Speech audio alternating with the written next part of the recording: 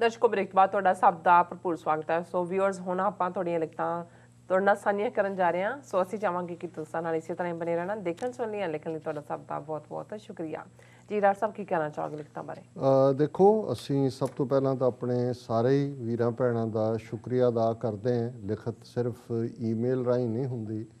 ਜਿਹੜੇ ਸੈਂਕੜਿਆਂ ਕਾਮੈਂਟ ਰੋਜ਼ਾਨਾ ਸਾਡੇ ਅੱਡ-ਅੱਡ ਸੈਗਮੈਂਟਸ ਦੇ ਥੱਲੇ ਹੁੰਦੇ ਨੇ, ਅਸੀਂ ਉਹਨਾਂ ਨੂੰ ਪੜ੍ਹਦੇ ਵੀ ਹਾਂ, ਐਪਰੀਸ਼ੀਏਟ ਵੀ ਕਰਦੇ ਹਾਂ, ਉਹਦੇ ਤੋਂ ਸਿੱਖਦੇ ਵੀ ਹਾਂ। ਔਰ ਜਿਹੜਾ ਤੁਹਾਡਾ ਪਿਆਰ ਹੈ, ਇਹੀ ਸਾਡਾ ਉਹ ਖਜ਼ਾਨਾ ਹੈ ਜਿਸ ਦੇ ਨਾਲ ਅਸੀਂ ਮਾਲਾ ਮਾਲ ਹਾਂ। ਅਸੀਂ ਬਹੁਤ ਅਮੀਰ ਹਾਂ ਕਿਉਂਕਿ ਤੁਹਾਡੇ ਪਿਆਰ ਨੇ ਸਾਨੂੰ ਬਹੁਤ ਅਮੀਰ ਬਣਾਇਆ। ਫਿਰ ਵੀ ਸਾਡੀ ਇਹ ਕੋਸ਼ਿਸ਼ ਹੁੰਦੀ ਹੈ ਕਿ ਕੋਈ ਕੁਛ ਲਿਖਤਾਂ ਅਸੀਂ ਜ਼ਰੂਰ ਪਿਕ ਵੀ ਕਰੀਏ। ਔਰ ਪਾਕਿਸਤਾਨ ਤੋਂ ਸਾਡੇ ਇੱਕ ਵੀਰ ਜਿਹੜੇ ਹਮੇਸ਼ਾ ਇਹ ਤਾਕੀਦ ਕਰਦੇ ਨੇ ਕਿ ਉਹਨਾਂ ਦਾ ਨਾਂ ਨਾ ਲਿਆ ਜਾਏ, ਉਹ ਬੜੇ ਪਿਆਰ ਨਾਲ ਆਲ ਦਾ ਵੇ ਨਿਊਯਾਰਕ ਆਏ, ਸਟੂਡੀਓ 'ਚ ਸਾਨੂੰ ਮਿਲੇ ਵੀ। ਔਰ ਉਹਨਾਂ ਦੀ ਜਿਹੜੀ ਤਾਰੀਫ ਹੈ ਉਹਦੇ ਮੈਂ ਕਾਬਲ ਤਾਂ ਨਹੀਂ ਹੈ, ਪਰ ਇਹ ਹੌਸਲਾ ਵੀ ਦੇਣ ਵਾਲਾ ਹੈ। ਔਰ ਇਸ ਵਾਰ ਵੀ ਉਹਨਾਂ ਨੇ ਸਾਨੂੰ ਇੱਕ ਲਿਖਤ ਲਿਖੀ ਹੈ। 3-4 ਦਿਨ ਪਹਿਲਾਂ ਕਸ਼ਮੀਰ ਦੇ ਮੁੱਦੇ 'ਤੇ ਗੱਲ ਕਰਦੇ ਹਾਂ। ਹੁਣ ਜ਼ਾਹਰ ਹੈ ਵੀ ਅਸੀਂ ਰੀਸੋਰਸਿਸ ਦੀ ਕਮੀ, ਕਈ ਵਾਰ ਤਾਂ ਉਹੀ ਪੰਜਾਬੀ ਦੀ ਗੱਲ ਕਿ ਇਕੱਲੀ ਜਿੰਦ ਸਾਰਾ ਤਖਤ ਹਜ਼ਾਰਾ ਵਾਂਗ ਡੀਲ ਕਰਨਾ ਪੈਂਦਾ ਹੈ। ਕੋਈ ਸਾਡੇ ਕੋਲ ਐਕਸਪਰਟਸ ਦੂਜੇ ਵਕਤਨ ਬਾ ਵਕਤਨ ਅਸੀਂ ਲੈ ਲੈਂਦੇ ਹਾਂ ਰਾਏ, ਲੇਕਿਨ ਕੁਛ ਚੀਜ਼ਾਂ ਦੀ ਫਿਰ ਕਮੀ ਵੀ ਰਹਿ ਜਾਂਦੀ ਹੈ। ਸਾਡੀ ਟੈਕਨੀਕਲ ਟੀਮ ਵੀ ਜਦੋਂ ਕਈ ਵਾਰੀ ਅਸੀਂ ਡਿਸਕਸ ਕਰ ਰਹੇ ਹੁੰਦੇ ਹਾਂ, ਉਂਗਲ ਮਾਰ ਲੈਂਦੇ ਨੇ ਜੇ ਅਸੀਂ ਕਸ਼ਮੀਰ ਦਾ ਭਾਰਤ ਦੇ ਹਵਾਲੇ ਨਾਲ, ਤਾਂ ਨਕਸ਼ੇ ਉਹੀ ਨੇ ਜਿਹੜੇ ਭਾਰਤ ਵਾਲਿਆਂ ਨੇ ਸਰਕੂਲੇਟ ਕੀਤੇ ਹੋਏ ਨੇ। ਸੋ ਉਹਦੇ 'ਤੇ ਸਾਡੇ ਕੁਛ ਵੀਰਾਂ ਨੇ ਜਿਹੜਾ ਉਹ ਕਾਮੈਂਟ ਵੀ ਕੀਤਾ ਕਿ ਵੀ ਤੁਸੀਂ ਹੁਣ ਜਦੋਂ ਖਾਲਿਸਤਾਨ ਦੀ ਗੱਲ ਔਰ ਕਸ਼ਮੀਰ ਔਰ ਦੂਸਰੇ ਦੀ ਕਰਦੇ ਹੋ ਤਾਂ ਫਿਰ ਬਿਹਤਰ ਹੈ ਵੀ ਉਹਨਾਂ ਨੂੰ ਤੁਸੀਂ ਭਾਰਤ ਦਾ ਹਿੱਸਾ ਨਾ ਦਿਖਾਓ ਜਾਂ ਨਾਗਾਲੈਂਡ ਦੀ। ਸੋ ਇਸ ਦੇ ਉੱਤੇ ਹੀ ਇਹ ਸਾਡੇ ਵੀਰ ਵੀ ਜਿਨ੍ਹਾਂ ਨੇ ਐਨੋਨਿਮਿਟੀ ਰਿਕੁਐਸਟ ਕੀਤੀ ਹੈ, ਔਰ ਉਹਨਾਂ ਨੇ ਆਪਣੀ ਲਿਖਤ ਦੀ ਹੈਡਲਾਈਨ ਵੀ map of India quote unquote on TV84। So ਇਹਨਾਂ ਨੇ ਮੈਂ ਇਹਨਾਂ ਦੀ ਲਿਖਤ ਪੜ੍ਹ ਦੇਣਾ। ਉਹਨਾਂ ਨੇ ਕਿਹਾ ਕਿ ਅਸਲਾਮ ਅਲੈਕਮ, ਸਤਿ ਸ੍ਰੀ ਅਕਾਲ। By the grace of Almighty, SOS program improves by the day in its presentation, quality of analysis and choice of subjects. Congratulations to you, Neelam Kaur Sahiba and the entire TV84 team.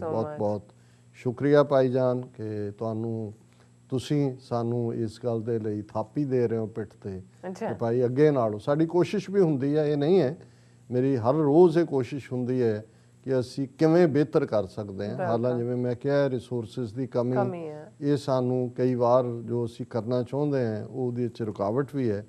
ਫਿਰ ਉਹਨਾਂ ਨੇ ਕਿਹਾ ਕਿ due to its good coverage of international issues and balanced analysis, the only international channel I regularly watch is TV84 and have dropped other channels like Al Jazeera, BBC, उन्होंने Bharat broadcasting corporation किया, and German DW, Doordarshan worldwide, who are now filled with Hindu tavis। सो ये भी साढ़े लिए फखर वाली गल है। उन्होंने कहा कि जी मैं ईवन BBC हालांकि ਅਸੀਂ ਕਈ ਵਾਰੀ BBC ਦੀ ਸਟੋਰੀਜ਼ ਪਿਕ ਕਰ ਲੈਂਦੇ ਇਹ ਦੇਖਣ ਦੇ ਲਈ ਵੀ ਉਹ ਕੀ ਕਹਿੰਦੇ ਨੇ, ਪਰ ਇਹਦੇ ਵਿੱਚ ਬਿਲਕੁਲ ਠੀਕ ਫਰਮਾਇਆ ਕਿ ਇਹ ਇਸ ਵੇਲੇ ਹਿੰਦੂ ਤਵੀਆਂ ਨੇ ਇਹਦੇ 'ਚ ਆਪਣੀ ਪੂਰੀ ਘੁਸਪੈਠ ਕੀਤੀ ਹੋਈ ਹੈ। ਫਿਰ ਜਿਹੜੀ ਗੱਲ ਵੱਲ ਉਹਨਾਂ ਨੇ ਇਸ਼ਾਰਾ ਕੀਤਾ, I want to draw your attention to the maps of India, quote unquote, used in yesterday's edition. I believe it must have slipped editorial scrutiny. I think in line with position on Khalistan, Kashmir and other oppressed nations confined in an artificial entity, quote unquote India, TV84 ought not to show a map of India which includes Khalistan lands, Kashmir, Greater Nagaland, Arunachal and Junagadh, Manwad, ਉਹ ਸਾਰਾ reason ਹੈ। ਉਹਨੇ ਕਿਹਾ ਕਿ ਭਾਈ ਇਹ ਜਿਹੜਾ ਨਕਸ਼ਾ ਤੁਸੀਂ ਇੰਡੀਆ ਦਾ ਦਿਖਾਇਆ TV84 ਦੀ ਜਿਹੜੀ ਪੋਜੀਸ਼ਨ ਹੈ ਇਸ ਮੁੱਦੇ 'ਤੇ, ਇਹ ਚੰਗੀ ਗੱਲ ਹੋਏਗੀ ਕਿ ਜਿਹੜੇ ਉਹਨਾਂ ਨੇ ਖਿੱਤੇ ਬਿਆਨ ਕੀਤੇ ਨੇ ਵੀ ਇਹ ਤੁਸੀਂ ਨਾ ਦਿਖਾਓ ਇੰਡੀਆ ਦੇ ਮੈਪ 'ਚ। ਫਿਰ ਉਹਨਾਂ ਨੇ ਉਹ ਵੀ ਸਮਝਦੇ ਨੇ ਕਿ ਭਾਈ ਸਾਡੇ ਕੋਲ ਕੋਈ ਕਾਰਟੋਗ੍ਰਾਫਿਕ ਹੈਲਪ ਤਾਂ ਨਹੀਂ ਹੈ, ਪਰ ਉਹਨਾਂ ਨੇ ਆਫਰ ਵੀ ਕੀਤਾ ਕਿ ਵੀ ਅਸੀਂ ਜਿਹੜਾ ਕੋਈ ਨਾ ਕੋਈ ਇਸ ਲਾਈਨ ਦਾ ਨਕਸ਼ਾ ਤਿਆਰ ਕਰ ਸਕਦੇ ਹਾਂ। ਔਰ ਇਹਦੇ ਲਈ ਉਹਨਾਂ ਨੇ ਕਿਹਾ ਵੀ ਅਸੀਂ ਵਲੰਟੀਅਰ ਵੀ ਕਰਦੇ ਹਾਂ, ਜੇ TV84 ਦੀ ਐਡੀਟੋਰੀਅਲ ਟੀਮ ਐਗਰੀ ਕਰਦੀ ਹੈ ਔਰ ਥੱਲੇ ਉਹਨਾਂ ਨੇ ਗੁਰਮੁਖੀ ਦੇ ਵਿੱਚ ਵਾਹਿਗੁਰੂ ਜੀ ਕਾ ਖਾਲਸਾ ਵਾਹਿਗੁਰੂ ਜੀ ਕੀ ਫਤਿਹ ਲਿਖਿਆ। ਸੋ ਬਹੁਤ ਬਹੁਤ ਸ਼ੁਕਰੀਆ ਇਸ ਆਫਰ ਦੇ ਲਈ ਵੀ। ਔਰ ਅਸੀਂ ਤੁਹਾਨੂੰ ਵੀ ਜਿਹੜਾ ਉਹ ਕਹਿੰਦੇ ਆ ਕਿ ਭਾਈ ਤੁਸੀਂ ਜਿਵੇਂ ਬਿਆਨ ਕੀਤਾ ਸਾਨੂੰ ਇੱਕ ਚੰਗਾ ਨਕਸ਼ਾ ਜਿਹੜਾ ਅਸੀਂ ਸ਼ੋਅ ਕਰ ਸਕੀਏ। ਔਰ ਹੋਰ ਵੀ ਕਿਉਂਕਿ ਇੱਕ ਪਾਰਟ ਇਹਦੇ ਸ਼ਾਇਦ ਇਹ ਵੀ ਹੈ ਜਿਹੜੇ ਕਰਕੇ ਮੈਂ ਰਿਲੈਕਟੈਂਟ ਵੀ ਰਿਹਾ ਲੈਕ ਆਫ ਰਿਸੋਰਸਿਸ ਦੇ ਨਾਲ ਵੀ ਕਿ ਬਹੁਤ ਵਾਰ ਅਸੀਂ ਬੇਸ਼ੱਕ ਆਪਣੀ ਐਕਸਪ੍ਰੈਸ਼ਨ 'ਚ ਜਦੋਂ ਦਰਿਆਏ ਜਮਨਾ ਤੋਂ ਵਾਘਾ ਤੱਕ ਖਾਲਿਸਤਾਨ ਦੀ ਹਦੂਦ ਕਹਿੰਦੇ ਪਰ ਕੁਛ ਜਿਹੜੇ ਨੇ ਉਹ ਇਸ ਤੋਂ ਥੋੜ੍ਹਾ ਜਿਹਾ ਡਿਫਰ ਵੀ ਕਰਦੇ ਨੇ, ਅੱਗੇ ਤੱਕ ਵੀ ਜਾਣਾ ਚਾਹੁੰਦੇ ਨੇ। ਸੋ ਅਸੀਂ ਵੀ ਕਿਹਾ ਕਿ ਭਾਈ ਇਹ ਤਾਂ ਫਿਰ ਜਦੋਂ ਮੌਕਾ ਆਇਆ ਉਦੋਂ ਘੋੜਾ ਕਿੱਥੋਂ ਤੱਕ ਦੌੜ ਕੇ ਹੋਏਗਾ, ਲੇਕਿਨ ਫਿਰ ਵੀ ਇਹ ਗੱਲ ਠੀਕ ਹੈ ਕਿ ਸਾਨੂੰ ਘੱਟੋ ਘੱਟ ਦਰਿਆਏ ਜਮਨਾ ਤੋਂ ਵਾਘਾ ਤੱਕ ਆਪਣੀ ਹਦੂਦ ਵਾਲਾ ਖਾਲਿਸਤਾਨ ਦਾ ਮੈਪ ਜਿਹੜਾ ਉਸ ਮੈਪ ਦਾ ਤੋਂ ਬਾਹਰ ਇੰਡੀਆ ਦੇ ਮੈਪ ਤੋਂ ਸ਼ੋਅ ਕਰਨਾ ਚਾਹੀਦਾ।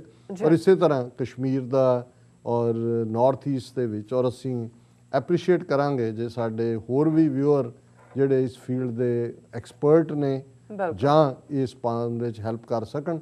ਔਰ ਉਹਨਾਂ ਜਿਹੜੇ ਵੀ ਸਾਡੇ ਕੋਲ ਆਉਣਗੇ ਉਸ ਤੋਂ ਬਾਅਦ ਅਸੀਂ ਇੱਕ ਨਕਸ਼ਾ ਸਿਲੈਕਟ ਕਰ ਲਾਂਗੇ ਜਿਹੜਾ ਸਾਡੀ ਐਡੀਟੋਰੀਅਲ ਟੀਮ ਰੈਗੂਲਰਲੀ ਸ਼ੋਅ ਕਰੇਗੀ।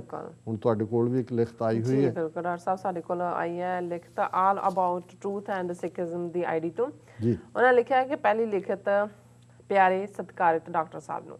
ਸੋ ਡਾਕਟਰ ਸਾਹਿਬ ਜੀ ਤੇ ਭੈਣ ਨੀਲਮ ਕੌਰ ਜੀ ਤੁਹਾਨੂੰ ਤੇ ਤੁਹਾਡੇ ਸਰੋਤਿਆਂ ਨੂੰ ਸਤਿ ਸ੍ਰੀ ਅਕਾਲ ਤੇ ਅਸਲਾਮ ਵਾਲੇਕਮ। ਸਤਿ ਸ੍ਰੀ ਅਕਾਲ ਵਾਲੇਕਮ ਸਲਾਮ। ਮੈਂ ਰਿਟਾਇਰਡ ਆਰਮੀ ਮੈਨ ਹਾਂ ਅਤੇ ਮੈਂ ਅਰਦਾਸ ਕਰਦਾ ਹਾਂ ਕਿ ਤੁਸੀਂ ਹਮੇਸ਼ਾ ਚੜ੍ਹਦੀ ਕਲਾ 'ਚ ਰਹੋ।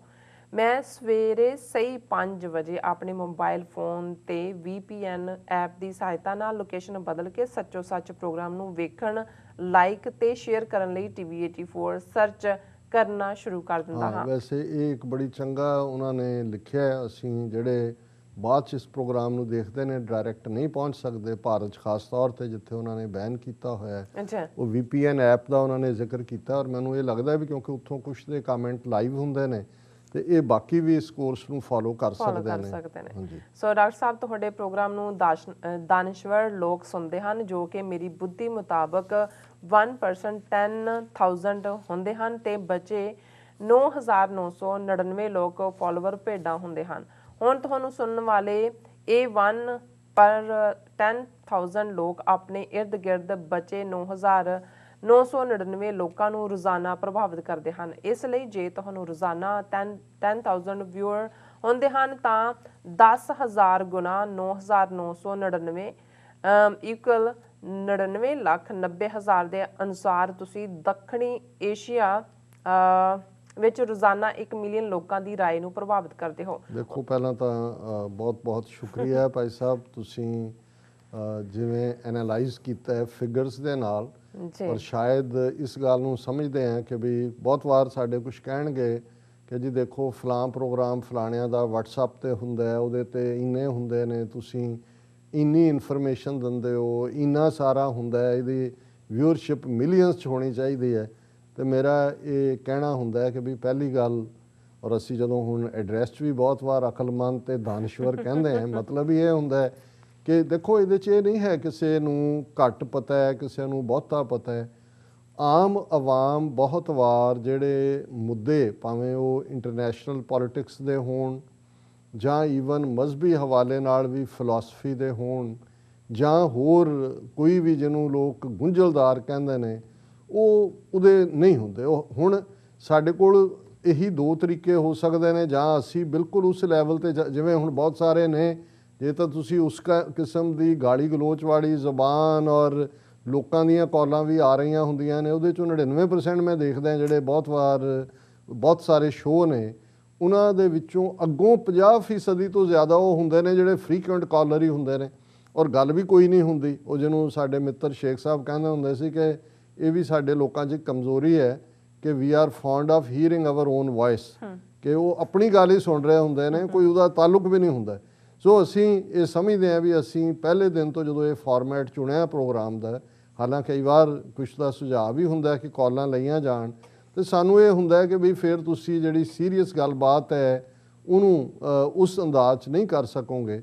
ਸੋ ਉਹਨਾਂ ਨੇ ਵੀ ਇਹ ਸਾਰਾ ਇਹਨੂੰ ਕਿਹਾ ਕਿ ਵੀ ਕਿਵੇਂ ਸਾਊਥ ਏਸ਼ੀਆ ਦੇ ਮਿਲੀਅਨਸ ਆਫ ਲੋਕਾਂ ਤੱਕ ਇਹ ਪਹੁੰਚਦੀ ਹੈ ਗੱਲ, ਜਦੋਂ ਕਿ ਇੱਕ ਤੁਸੀਂ ਸਿਆਣੇ ਬੰਦੇ ਨੂੰ ਦਾਰਸ਼ਨਿਕ ਜਿਹਦੇ ਲਈ ਲਫ਼ਜ਼ ਉਹਨਾਂ ਨੇ ਇਸਤੇਮਾਲ ਕੀਤਾ ਹੈ ਫਿਲਾਸਫਰ ਔਰ ਅਕਲਮੰਦ ਉਹਦੇ ਤੱਕ ਗੱਲ ਪਹੁੰਚ ਉਹਨਾਂ ਨੂੰ ਐਜੂਕੇਟ ਕਰਦੇ ਹੋ, ਉਹਨਾਂ ਨੂੰ ਆਪਣੀ ਰਾਜਨੀਤਿਕ ਰਾਏ ਬਣਾਉਣ ਲਈ ਸਹਾਇਤਾ ਕਰਦੇ ਹੋ ਤੇ ਖਾਸ ਕਰ ਸਿੱਖ ਪੰਥ ਦੀ ਅਮੋਲਕ ਸੇਵਾ ਕਰਦੇ ਹੋ। ਇਸ ਲਈ ਰੱਬ ਦਾ ਧੰਨਵਾਦ ਕਰਦਾ ਹਾਂ, ਤੁਹਾਡਾ ਨਹੀਂ, ਕਿਉਂਕਿ ਉਸ ਰੱਬ ਨੇ ਇਹ ਖਾਸ ਡਿਊਟੀ ਲਈ ਤੁਹਾਨੂੰ ਚੁਣਿਆ ਹੈ, ਤੁਹਾਨੂੰ ਇਹ ਫਰਜ਼ ਨਿਭਾਉਣ ਦੇ ਲਾਇਕ ਬਣਾਇਆ ਹੈ।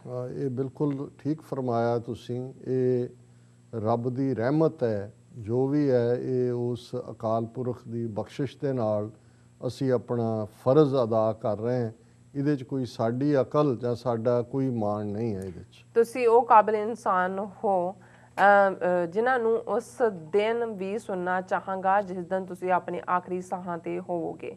ਡਾਕਟਰ ਸਾਹਿਬ, ਮੈਂ ਤੁਹਾਨੂੰ ਸੁਣਨ ਸਮੇਂ ਇਹ ਸੋਚ ਕੇ ਇਮੋਸ਼ਨਲ ਹੋ ਜਾਂਦਾ ਹਾਂ ਕਿ ਜਿਸ ਉਮਰ ਵਿੱਚ ਸਾਡੇ ਇਸ ਬਜ਼ੁਰਗ ਡਾਕਟਰ ਸਾਹਿਬ ਨੇ ਵਾਹਿਗੁਰੂ ਵਾਹਿਗੁਰੂ ਕਰਕੇ ਸੋਣਾ ਸੀ, ਉਸ ਉਮਰ ਵਿੱਚ ਇਹ ਸੱਚੋ ਸੱਚ ਪ੍ਰੋਗਰਾਮ ਵਿੱਚ ਕੌਮੀ ਦਰਦਾਂ ਦੀ ਚਰਚਾ ਕਰਦਿਆਂ ਆਪਣੇ ਬੈੱਡ ਤੇ ਸੌਣ ਜਾਂਦਾ ਹੈ ਤੇ ਅਸੀਂ ਕੁਝ ਨਹੀਂ ਕਰ ਰਹੇ। ਰੱਬ ਤੁਹਾਡੇ ਤੇ ਮਿਹਰ ਕਰੇ। ਡਾਕਟਰ ਸਾਹਿਬ, ਵਾਹਿਗੁਰੂ ਜੀ ਕਾ ਖਾਲਸਾ, ਵਾਹਿਗੁਰੂ ਜੀ ਕੀ ਫਤਿਹ। ਦੇਖੋ, ਲਫ਼ਜ਼ ਜਿਵੇਂ ਵੀਰ ਨੇ ਲਿਖੇ ਨੇ ਇਹ ਭਾਵੁਕ ਕਰਨ ਵਾਲੇ ਵੀ ਨੇ ਤੇ ਮਾਣ ਦੇਣ ਵਾਲੇ ਵੀ ਨੇ।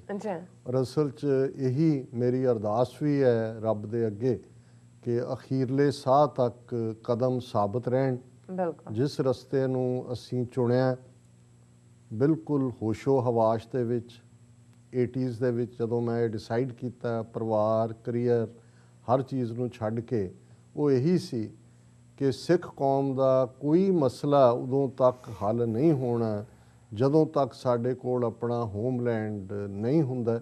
ਔਰ ਜ਼ਾਹਰ ਹੈ ਕਿ ਸਾਡੇ ਉਸ ਮਨ ਦੀਆਂ ਨਜ਼ਰਾਂ ਸਾਹਮਣੇ ਜਦੋਂ ਮੈਂ ਗੱਲ ਵੀ ਕਰ ਰਿਹਾ ਹੁੰਦਾ ਪਿਛਲੀਆਂ 4 ਦਹਾਈਆਂ ਦੇ ਉਹ ਹਜ਼ਾਰਾਂ ਦੀ ਗਿਣਤੀ ਦੇ ਵਿੱਚ ਸਿੰਘ ਸਿੰਘਣੀਆਂ ਹੁੰਦੇ ਨੇ ਜਿਨ੍ਹਾਂ ਨੇ ਆਪਣੇ ਸਰੀਰਾਂ ਦੇ ਨਜ਼ਰਾਨੇ ਜਿਹੜੇ ਨੇ ਉਹ ਭੇਟ ਕੀਤੇ ਤਾਂ ਕਿ ਕੌਮ ਦਾ ਆਉਣ ਵਾਲਾ ਕੱਲ੍ਹ ਸ਼ਾਨ ਮੱਤਾ ਹੋਏ, ਮਾਣ ਮੱਤਾ ਹੋਏ।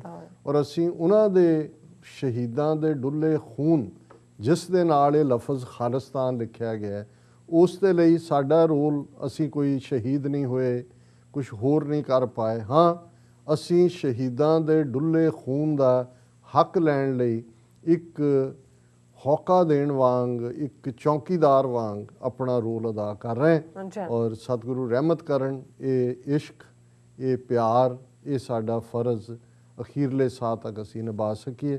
ਔਰ ਤੁਹਾਡਾ ਵੀ ਬਹੁਤ ਬਹੁਤ ਸ਼ੁਕਰੀਆ ਕਿ ਤੁਸੀਂ ਸਾਨੂੰ ਹੋਰ ਵੀ ਹੌਸਲਾ ਦਿੱਤਾ। ਜੀ ਡਾਕਟਰ ਸਾਹਿਬ, ਤੁਹਾਡਾ ਬਹੁਤ ਬਹੁਤ ਸ਼ੁਕਰੀਆ। ਸਾਥ ਲੈਣੇ ਬ੍ਰੇਕ ਵਿਊਅਰਸ, ਤੁਸੀਂ ਕਿਤੇ ਨਹੀਂ ਜਾਣਾ, ਮਿਲਦੇ ਹਾਂ ਆਫਟਰ ਦਿਸ ਸ਼ਾਰਟ ਬ੍ਰੇਕ।